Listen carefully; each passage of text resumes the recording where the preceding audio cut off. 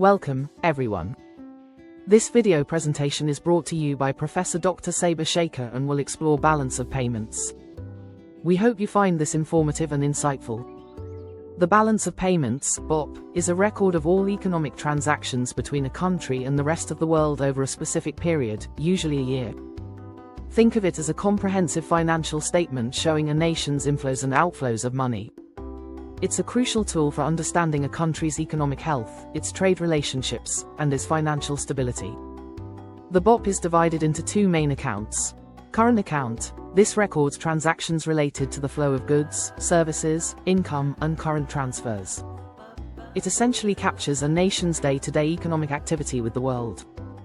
Key components include trade in goods, the difference between the value of a country's exports and imports of tangible goods, e.g., cars, textiles, agricultural products. A trade surplus occurs when exports exceed imports, while a trade deficit arises when imports are greater. Trade in services, similar to trade in goods, but for intangible services, e.g., tourism, transportation, financial services. Income, earnings from investments, e.g., interest, dividends, and wages earned in other countries. Current transfers, unilateral transfers like foreign aid, remittances, and grants. Financial account. This records transactions related to the flow of financial assets, such as foreign direct investment, FDI, portfolio investment, and changes in reserve assets. It reflects how a country finances its current account balance. Key components include foreign direct investment, FDI, investments made to gain control or significant influence in a foreign business, e.g., a company building a factory in another country. Portfolio investment, investments in financial assets like stocks and bonds in other countries, without gaining control. Changes in reserve assets, changes in a country's holdings of foreign currencies, gold, and special drawing rights, SDRs, held by the central bank. The fundamental principle, the BOP always balances. This doesn't mean the current account and financial account are individually balanced, but rather that any deficit in one account is financed by a surplus in the other. For example, a trade deficit, current account, might be financed by an inflow of foreign investment, financial account.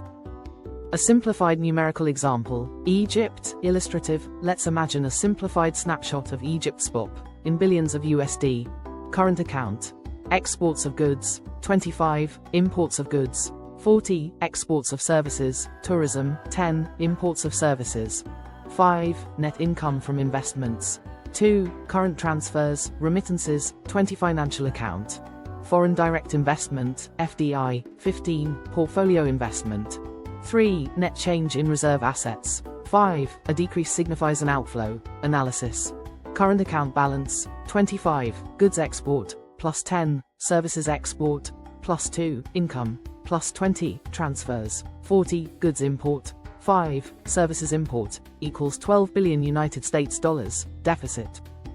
Financial account balance, 15, FDI, plus 3, portfolio investment, 5, reserve assets, equals 13 billion United States dollars, surplus. Notice that the current account deficit, 12 billion United States dollars, is roughly financed by the financial account surplus, 13 billion United States dollars. The small difference is often due to statistical discrepancies in data collection. This example shows how a country can finance a trade deficit through inflows of foreign investment. A large and persistent current account deficit can be a cause for concern, potentially leading to currency depreciation or debt accumulation. Conversely, a large and persistent surplus might indicate an undervalued currency or an excess of savings.